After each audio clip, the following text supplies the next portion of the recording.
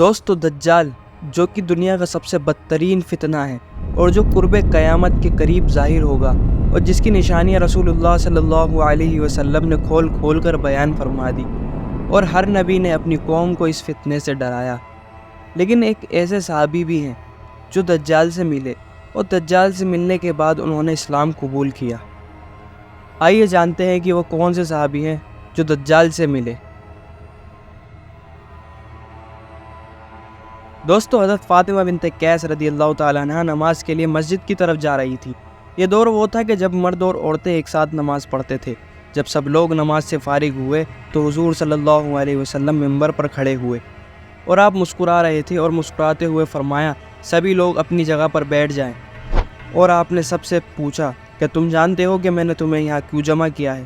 سب نے کہا اللہ اور اللہ کے رسول بہتر جانتے ہیں۔ حضور نے فرمایا آج نہ تو میں نے تمہیں ڈرانے کے لیے بلایا ہے اور نہ کوئی خوشخبری سنانے کے لیے، بلکہ حضرت تمیم جو کہ نصرانی تھے وہ مسلمان ہو چکے ہیں اور انہوں نے میرے ہاتھ پہ بیعت کر لی ہے۔ انہوں نے مجھے دجال کے متعلق کچھ بتایا ہے۔ انہوں نے بتایا کہ میں بنی جذام کے 30 لوگوں کے ساتھ سمندر میں سفر کر رہا تھا اور اچانک بہت بھینکر طوفان آیا، اور اس طوفان میں ہم 1 مہینے تک سمندر میں رہے۔ ایک دن ہم ایک جزیرے کے پاس رکے اور ہم چھوٹی چھوٹی کشتیوں میں سوار ہو کر اس جزیرے پر پہنچ گئے، اور وہاں پر ہماری ملاقات ایک عجیب سی مخلوق سے ہوئی جس کا نام جساسہ تھا اور جس کے جسم پر بہت سے بال تھے۔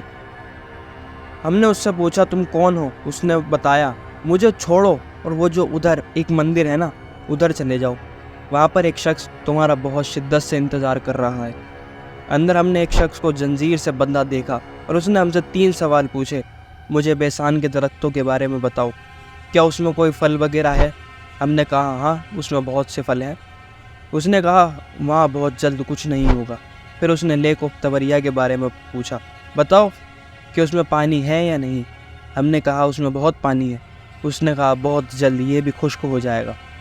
پھر اس نے کہا مجھے اس امی پیغمبر کے بارے میں بتاؤ۔ ہم نے بتایا وہ مکہ سے مدینہ ہجرت کر گئے ہیں۔ اس نے کہا واقعی وہ مدینہ چلے گئے؟ پھر اس نے کہا میں دجال ہوں اور بہت جلد میں اپنی قید سے آزاد ہو جاؤں گا اور میں پوری دنیا میں چلا جاؤں گا صرف مدینہ کو چھوڑ کے۔ رسول اللہ نے تمام لوگوں کو مخاطب کر کے کہا اے لوگو یہ مدینہ ہے، تمیم جو کہہ رہے ہیں مجھے اس میں سچائی نظر آ رہی ہے۔ یاد رکھو دجال شام کے سمندر میں ہے نہ یمن کے سمندر میں ہے۔ اور اپنے ہاتھ سے اشارہ کر کے کہا دجال مشرق میں ہے، دجال مشرق میں ہے، دجال مشرق میں ہے۔